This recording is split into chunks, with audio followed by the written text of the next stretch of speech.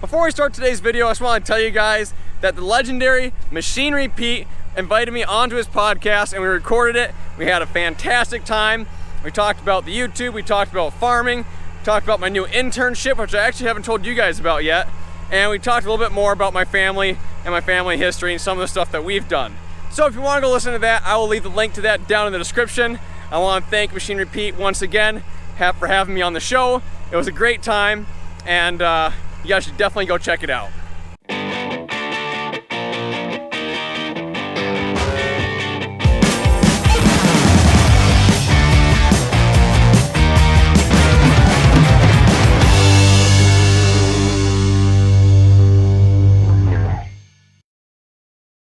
So this is the first time I've actually brought you guys into a standing cornfield this year, or any field since we planted.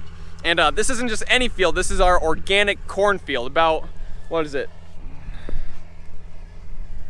I don't even know. I know I've said how many acres it is like 10 times, but I always forget.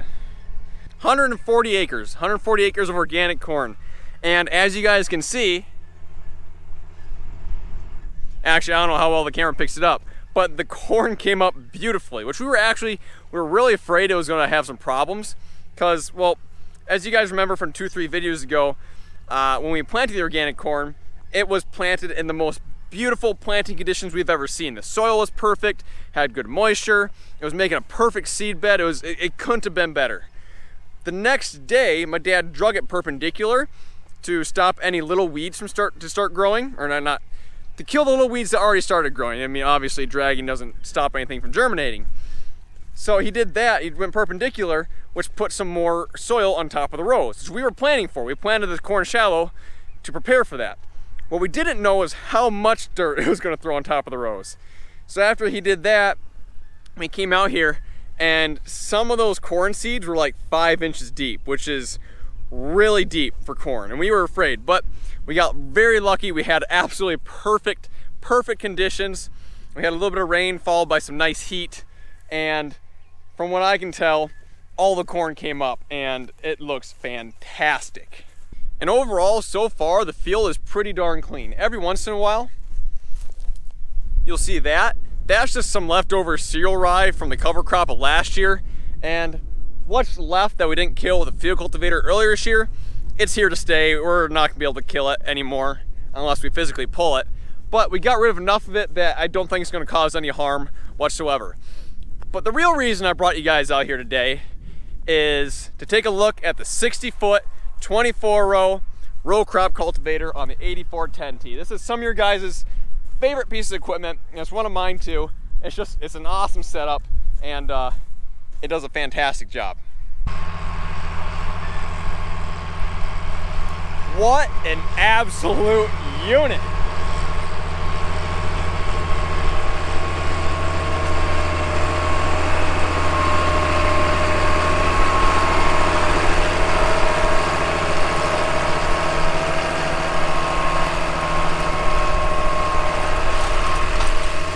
So for some of you guys who may have started following me within the last year, you might not recognize this thing or remember it. So basically, we bought a bar. It was, I don't know if it was farmer made, machine shop made. It's not a John Deere bar. We had to get it reinforced because it was bowed a little bit. So we got reinforced, and then we put all these John Deere 856 3-shank cultivator units on it. And it was quite a project. It took us a lot of time last year. But this is the finished product, and it works fantastic. So our goal today is we're not actually going very deep. We're just trying to kind of skim the surface and get all the little weeds that may have popped up in the past few days or might be popping up tomorrow, and just try and get really ahead of everything we possibly can, because the second you get behind this organic, it's over. So I'm gonna be honest, guys, this is probably one of my harder things to film. It's just, there's not a whole lot to talk about. I mean, it's simple, it's mechanical, and I've already told you a story about how we built it. So, but it is pretty to look at. So let's get a view from the sky. I can't let you go, baby. I just wanna tell you that. No.